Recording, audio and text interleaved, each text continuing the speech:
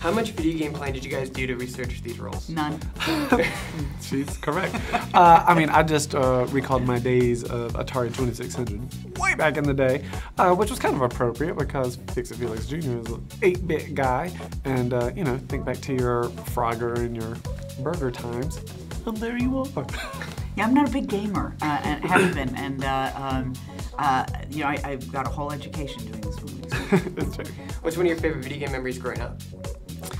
I have to say, going to the arcade on report card day. You get your report card, you go to Super Scooper, and you get 3 tokens for every A you got, 2 tokens for every B, nothing for a C. And then we just No wonder I didn't play video games. It was just fun to be at the arcade, and that's where all the cool games were, like Dragon's Lair, and what's the one that's like, body blow, body blow. It's like... Punch Out, maybe? Maybe, I don't even remember, but you know which one I'm talking about. Yeah. What are your thoughts on how far video games have come since then? It's staggering. Yeah, I mean, the game that my character, Sergeant Calhoun, is in is so, you know, it's like a virtual experience. It's a first-person shooter game. so realistic. Yeah, and it feels like you're in the middle of a war. You know, and it's really violent. Remember, there's one scene where Ralph comes into the camera and says, "When did video games become so violent?" But it's true. I mean, like, I have a nephew who's like 7 years old, and he's doing stuff. I don't even understand the controls anymore. Because back in my day, it was press a button, move the stick. But I don't like that no more. What was it like explaining the history of video games through this film?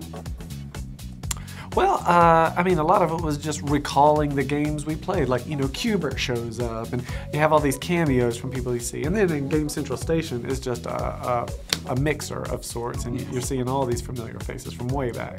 That's pretty fun. Yeah. What do you guys think about the 8-bit arcade machine they actually built to promote this film? Pretty amazing. I know. And it looks retro. You know, the plastic over it is like cracked. Like it's been around since 1982, and they, you know, created such. They actually created a game. Did you play it? Yeah, I played it. Yeah, it's You a lot did? of fun and very simple. You know, it moves very linearly, and the sound as opposed to, you know, Hero's Duty. But yeah, it's a lot of fun. Yeah, it's a great game. There are also Nintendo games featuring these game worlds out there. How much potential do you see for this world moving forward as far as the Wreck-It Ralph universe is concerned?